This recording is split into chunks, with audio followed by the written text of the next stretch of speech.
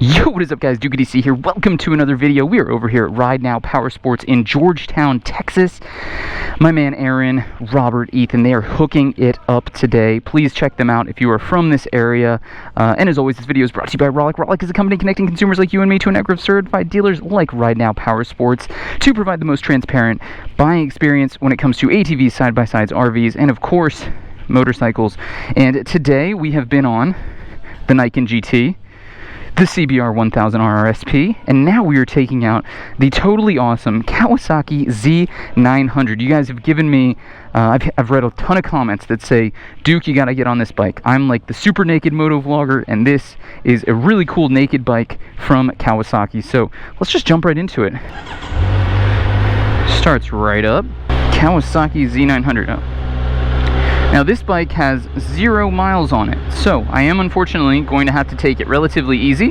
No banging off the rev limit or anything like that, so just know that anything that I say is going to be based on the power that I'm actually using. This bike has a tremendous amount of power. It is a competitor to the likes of the Yamaha MT-09 and even MT-10 in some respects, MT-10, and yet it comes in at a beautiful $8,500 price tag, sub $9,000 for a 900 plus cc inline 4 super naked from Kawasaki. What?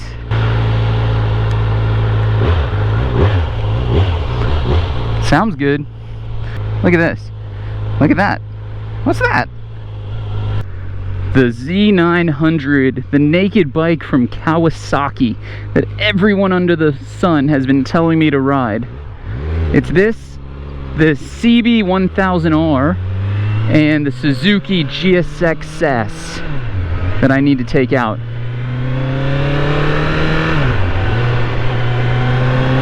Interesting.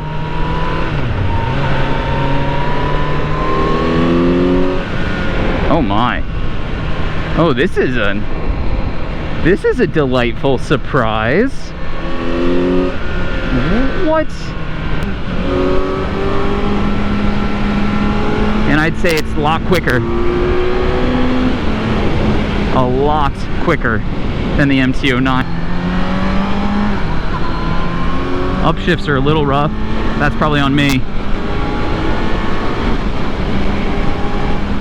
Brakes are pretty good, a little squishy. Sub $9,000. You can't get mad at this thing for a lot. It's got a stupid amount of power. I think if Kawasaki though was to take this motorcycle, put $3,000 more into it in terms of like research and development, sell it for about 11, and really pin it up against the MT-10, they would have something pretty darn cool here. Because really, if this had a quick shifter, a TFT, or even an LCD full digital display that was giving you a bit more information, I mean, those two things alone would bring this up. The other thing is you do have fully adjustable forks in the front, fully adjustable in the rear suspension, so it is a proper sport bike. It's a proper super naked bike. It just comes in at like a very valued price. And that power delivery is so good. I mean, it comes on much higher in the rev range than the MT-09. You know, that MT-09 is a torque monster, and that engine configuration just lends itself to torque. This inline 4 though has a beautiful, smooth, almost turbine-like top end where you just hear this spool of power that never wants to stop. The sound is really nice too. Engine vibration is almost non-existent. I feel a little bit in my legs and kind of groin area just from the tank. That's something I don't feel normally on other motorcycles, but otherwise in the handlebars and the foot pegs, not bad at all. The Z900, what a fabulous motorcycle from Kawasaki, really. The other thing is this feels like tinier than all the other super sport bikes I've ever ridden. It does feel closer to a hypermotard. It's just such an interesting bike. You know, it does a really beautiful job. You could buy 2 of these for the price of one 1290 Super Duke, and at the end of the day, I would save the money. I would buy something like this. You know, one, you could personalize it more. You could buy more aftermarket things. Two, you would be probably insuring a less expensive thing, thus having a less expensive insurance premium. And at the end of the day, you have so much power.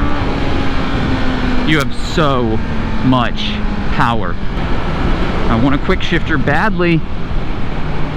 I actually quite like the display too. It's got this kind of carbon fiber weave down here where the instrument lights would appear. Otherwise, it is a it's like a digital / analog tack. It's got a digital needle and an analog number set, and then everything else is digital. So you've got a fuel gauge, you've got a temperature gauge, you've got a clock, you've got a trip odometer, an actual overall odometer, and of course the speedometer.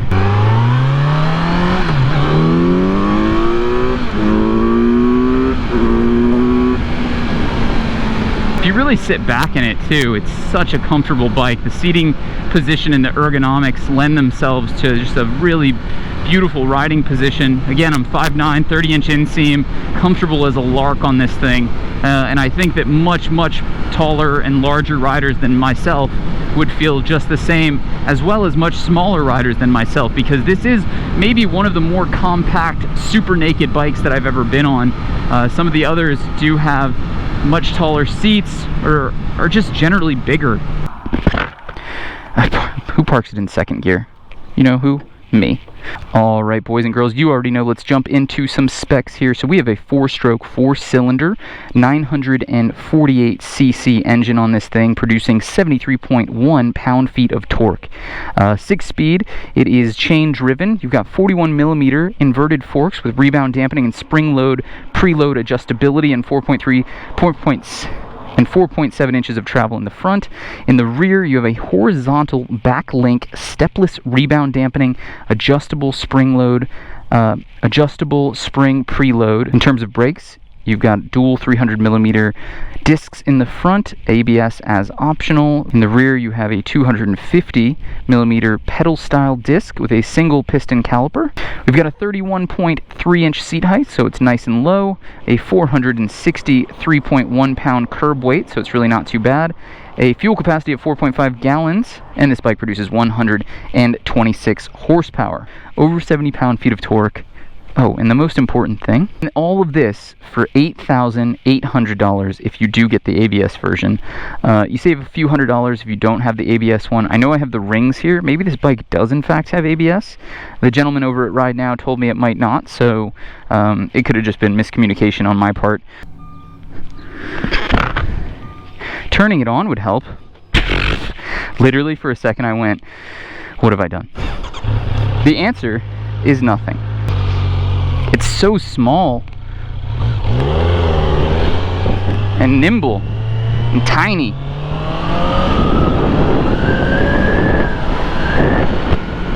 It does have a headlight cowl, which actually is doing a fantastic job of deflecting a lot of the wind off of my chest.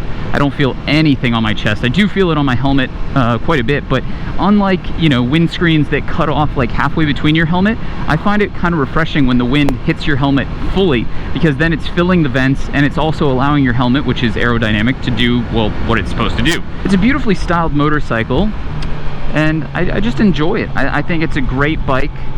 The value for money is there, the power is there, the comfort is there, the usability is there. There's really not much about it that I don't like, but it's a pretty simple motorcycle. There's also not much about it, period. So if you're looking for something that's a technological marvel, this isn't the bike for you. But if you're looking for a very fun, relatively quite powerful motorcycle that's going to stay under $10,000, then this is 100% something that you should look at. And on that note, we are heading back. We're going to go back to Ride Now Georgetown, and this is the last ride of the day, so I really can't thank them enough. They have done such an amazing job today of hooking me up with some really amazing rides. So please check them out. I'll link them down in the description below. And if you're not from this area and you're looking for a Z900, click that first link for GoRollick.com and see if you can't find a great deal in your local area. As always, if you're new to the channel, hit that subscribe button, like this video, and comment down below. I try and answer, and I certainly read every comment. I try and answer as many as I possibly can. And as always, I'll see you on the next one.